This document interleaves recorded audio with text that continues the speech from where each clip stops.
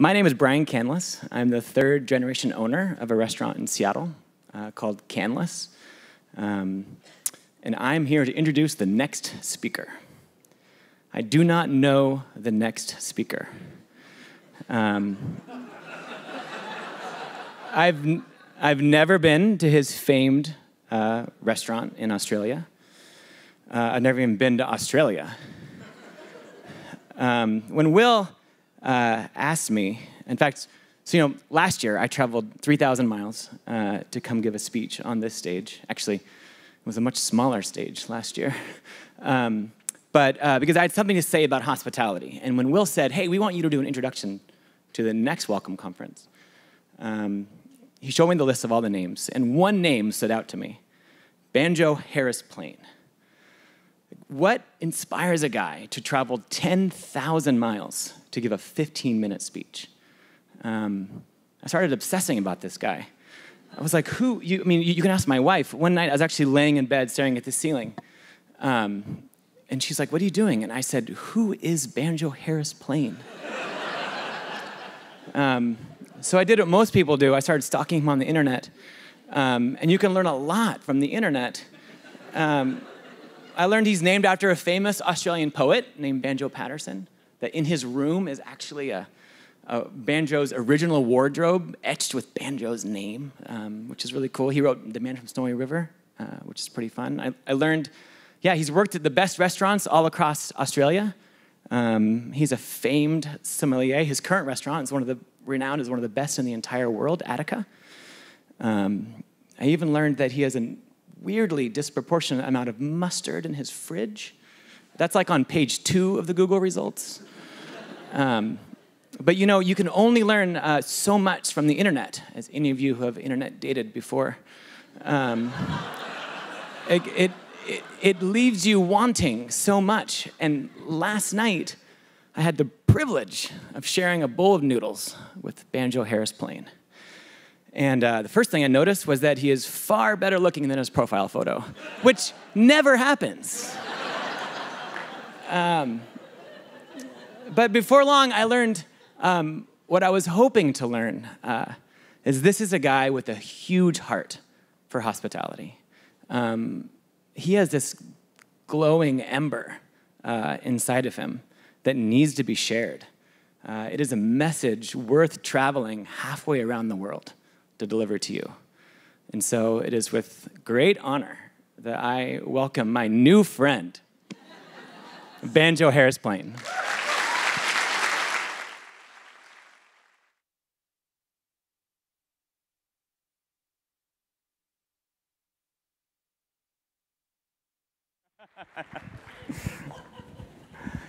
Kills me. Without purpose, we would not exist.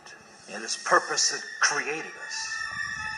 Purpose that connects us. Purpose that pulls us, that guides us, that drives us. It is purpose that defines.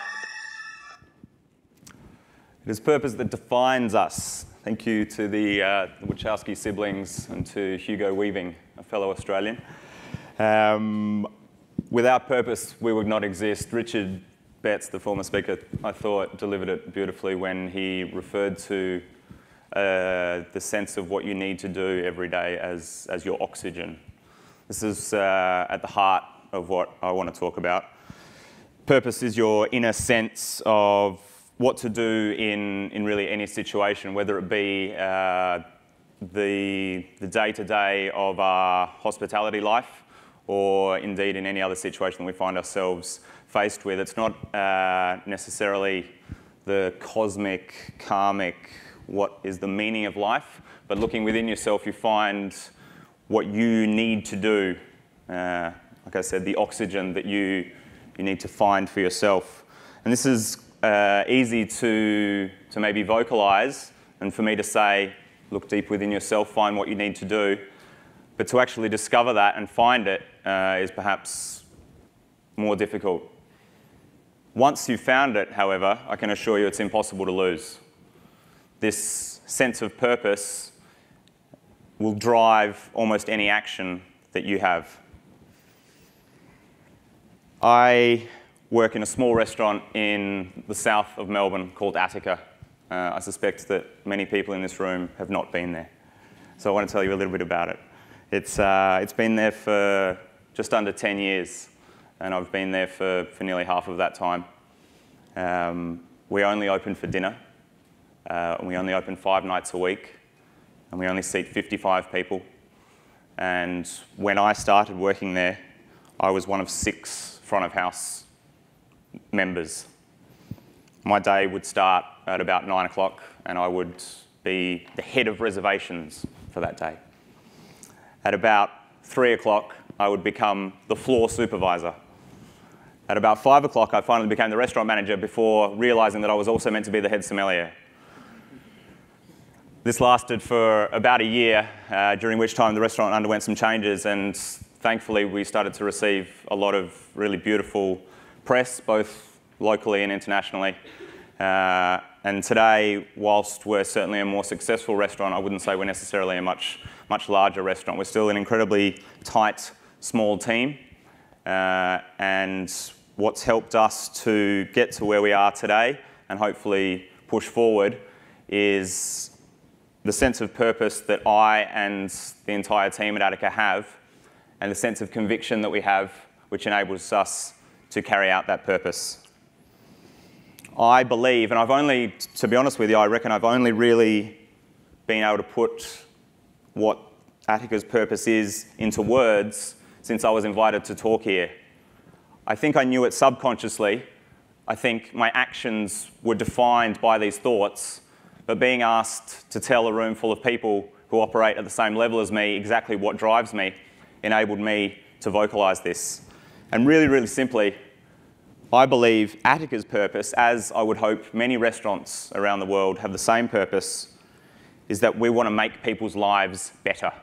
We want to improve things. And when I say people, I mean the staff that work in the restaurant. They're the most important. I mean the guests that come into the restaurant. I mean the suppliers that we work with. And I mean the greater community that the restaurant exists within. The way that we do this is by providing a superior dining experience 5 nights of the week. The way we do that, the specific details of the way that we run service, the specific details of the products that we purchase and make ourselves to provide that dining experience are what we consider the right thing to do. Today, the concept of being right is being attacked from many angles. For me, it's a little bit subjective, being right. One week, I have a guest come into the restaurant, sit down, have our tasting menu, matched wines. They stay for 4.5, 5 hours. They have an incredible time. Everything we say to them, they feel. They can really sense what it is that we want to do. And they say to me at the end of the night, that was an incredible dining experience. I really enjoyed that. I think that was one of the best meals that I've ever had. And I say to them, thank you so much. You don't know how much that moves me. I'm really glad that you enjoyed it. We want you to come back next week. The following week, that guest does not come back, unfortunately. The following week, someone else comes in and they have our tasting menu with matched wines. And they're there for 4.5 hours, but 4.5 hours is way too long for them. They didn't want to be there 4.5 hours. And they're not really connecting with some of the things that we're saying. They say to me, it feels a bit contrived, the stories that you're telling. It's a little bit cold in here. I didn't really like waiting 20 minutes for that last thing. You took me to your garden and it seemed really lame. I don't want to go to your garden. I've been to all these great restaurants around the world. I'm a foodie, and I'm not really digging what you're doing. I think this is the worst restaurant in Melbourne. And I say, look, I'm really sorry. I can't help but apologise that we didn't meet your expectations. I really want you to come back next week, and hopefully we can do something about it. But you know what? They're both valid points of view. Who's to say which one is right? So for me today, being right is knowing within yourself what is the right thing to do, and that's going to drive your purpose. And in order to stick to that purpose, you need conviction. So my two kind of highlight words today are purpose and conviction. I said that Attica's purpose is to improve people's lives. Now, improve things, and part of that is improving people's lives. And part of that, I think, well, I believe, is that what we offer is something unique. And that's really important to me, not because we need to be unique, because every restaurant needs to be different, and we need to differentiate ourselves from the other restaurants in Melbourne, not just for its own sake, but because I believe that the dining experience that we offer as a restaurant is an extension of ourselves. This is our soul on show for people to come and appreciate. And if we're not different to the restaurant down the road, then what the hell are we? It's a strange kind of idea for me to consider a restaurant as being a great restaurant if the ideas and the actions are not original. So once we've got this in our hearts that what we need to do is something special, we need to perfect that, and we need to push it, and we need to make it better and better and better. Within service, there are some things that I reckon are non-negotiables, and they're warmth and humour and honesty and kindness. They're the general ideas. There are some specifics within service. Each time that me or someone on my team goes to the table, you need to make eye contact with the person that you're talking to. You need to be alert to the tone of conversation on the table. You need to feel exactly where that person is at any stage of their dining experience. And I'm really lucky that I work in such a small restaurant where we're able to do that on a nightly basis with every single guest. Those non-negotiables, once they're perfected, once the team feels like that they can nail those every single night of the week for every single table, then we can start to work on our voice, our soul, our point of difference from any other restaurant. Once we've found that, once we have it and we present it, we need to polish it. We polish it until it gleams. And then we polish it a little bit further until it shines. And then we polish it even further until it glows. For me, something that shines, there are plenty of restaurants around the world that shine, but some of these reflect the light of others. Something that glows has its own light and expresses that from within. And that, for me, is almost the essence of greatness. If we don't do this, then it's a hollow action. It's a mimicry, a facsimile. It's not something honest. It's not something true. Being right, for me, is also being true. And in order to carry this out, you need to have conviction. My mother is a trained chef, and she owned 2 restaurants in my lifetime. And she would sometimes say to me, she moved from the kitchen to the front of house in their second restaurant, and she would say to me sometimes, you can't please all of the people all of the time. I think some of you feel me on that, but I feel these days that I would really like to please all of the people all of the time. But unfortunately, there are times when every restaurant experience is not for everyone. And within this is the concept of, is the business right or is the guest right? And you need to, I think, understand that both things are possible. I've talked about non-negotiables, and I've talked about having your soul or your essence on display in service, and I think that's really, really important. But within that, the finer details can be a little bit flexible. There's just a small example. A guest comes into the restaurant and sits down. It's a table of 4. They're waiting for their other friends to arrive. I say, can I get you something to drink while you're waiting? And they say, yeah, what I'd really like is Smirnoff vodka and orange juice. And I say, this is going to be a tough one. Because, and not out of any sense of us being a more special restaurant than any other, but we don't stock that brand of vodka. We only stock Australian vodkas because we believe in showing the spirit of Australia and what the Australian distillation industry is up to these days. And if that's not exactly what that person wants, then already we've got a little bit of tension. But that's okay, because we can work around that.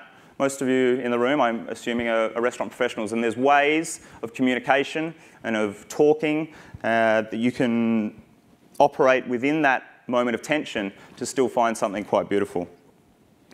That's an example of being flexible, and I think there's many moments in a restaurant service where you need to be flexible, but you need to stick to your core beliefs, you need to stick to your core values. Those things are completely non-negotiable. They're your soul, like I said. That's an extension of who you are, and if you move away from that, then you're not doing anything right. You need to be firm with your purpose.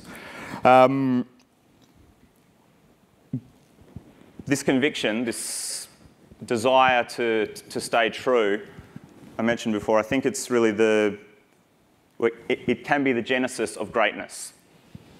I don't believe yet that Attica is a great restaurant. I think we're a really good restaurant and we're very bloody-minded in our attempts to improve. This is a fairly common, I'm going to give another little example, and I think it's a fairly common thing that happened around the world, but when we did it, it was kind of new for Australia and it was new for Melbourne and whatever, and we were looking at the water that we served in the restaurant, and we decided that it was a little bit silly to be purchasing water from Italy and shipping it halfway around the world and serving it in our restaurant in Australia, and that didn't make sense on a number of levels. So we decided to move to a local mineral water. So we tasted through some of these local mineral waters and we weren't really impressed, and we decided that maybe it didn't make sense to be purchasing mineral water full stop. So maybe we should buy a machine that filtered and carbonated the water. So we started looking around for those machines, and you know what, we didn't find one that was made in Australia because that was important to us as well. So we kept looking until we find this guy who was a water hygiene and plumbing specialist who had also had the same kind of idea to manufacture one of these machines within Australia. So we got talking to him, and it took 6 or 7 months, but we finally had this unit in the restaurant with a 3-stage filtration system and carbonation where we could have our own water. And then we were trying to work out how to serve it, and we had these jugs and these kind of really ugly purchased glass bottles, and none of these made any sense. And at the time, we were serving sake as one of the matching beverages for our tasting menu, and the bottles that we were serving the sake from are these big 1.8 litre bottles called ishobin. It's the Japanese word for basically a magnum. And they were really this beautiful cobalt blue, and I thought, well, is there some way that we can reuse those bottles? So we had these bottles sent to first an industrial designer and then a glass blower in Melbourne, and they refashioned these bottles and they sandblasted them so they wouldn't slip out of your hand when they became cold. They chopped the tops off them, and all of a sudden we had these really beautiful bottles. So now we had water that was kind of made by us and bottles that were made by us, and we were content that that was something nice to serve in the restaurant. And at that time, this wasn't really common in Australia. And we ran into all these obstacles, people saying, no, but I don't like the flavour of your filtered carbonated water, and I want this brand of water, and I want that, and la la la. And we just had to stick to our guns. We had to be firm in our conviction that this was the right thing to do. We had this idea that we wanted to serve something Australian. We didn't want to ship it around the world. We disagreed with that process on a lot of levels, and we had to be firm. So we stuck to it, and that for me was a really important thing in saying, no, this is what we believe in, and we're going to keep on doing that. I mentioned before about improving lives, and one of the the most important things for us as a small team at Attica is to make sure that everyone in the team is, I guess, on board with everything that we're doing, that they believe in it as well. So when I was asked to come and give this talk, I thought I'd get everyone in the restaurant involved. And we do this really lovely thing every day at 3 o'clock. Like I said, there's only 11 people in the front of house team these days. There's about 16 in the kitchen though. Every day at 3 o'clock we sit down as a group, and one person is called upon to present an idea, and we get to brainstorm a little bit. It takes about half an hour, and it's a really good kind of forum for us to bounce ideas around. So I managed to swap days with someone, and I got to basically present this idea to everyone at the restaurant. And I printed off these little bits of paper, and I wrote on the piece of paper, consider the concept of being right. How important is this to you, and why, in your daily work? And I gave one to everyone in the circle, and I asked them just to fill in a couple of lines about it. So I thought I'd just share a couple of them with you, because the team's really important. It's all well and good to hypothesize and to vocalize these ideas, but unless everyone in your team is part of it, then it's not really going to go anywhere. So consider the concept of being right. How important is this to you, and why, in your daily work? It's really important for us to grow and improve. We have to find the right way to do all the work. If we are not being right, our work will not succeed. I don't have to be right, but I want to do right. The right thing for Ben, for Attica, for Banjo, for our guests, and for my co-workers. Being right to me means there's no room to learn. Being morally good or correct. It's important because my job requires me to pay attention to detail and to follow the standards that the team requires. Doing the right thing over being right. There's no one way /right /correct way to do things. Ultimately, the outcome, the right outcome, is the priority. It's pretty important, but I'm working on being wrong and not taking it too personally. That's my favourite. I've been in New York for nearly 48 hours now, and I've been hanging out with a lot of the other people who have been giving these talks, and I've been asked a bunch of times, what are you going to talk about? And we're having this conversation, there's 10 other people in the room that everyone wants to talk to, and I kind of feel like I've only got about 90 seconds to say what I'm talking about, and I couldn't condense it into this one idea of what I'm talking about, and I realised that was kind of silly because it's really important to have an understanding of what you're talking about. And it's that kind of knowing it on a subconscious level but not being able to vocalise it. So I kind of put it all together, and what I realised is that for me, being right is knowing deep inside yourself that what you're doing is right, discovering that sense of inner purpose, and having the conviction to stand firm and see that purpose through. Thanks.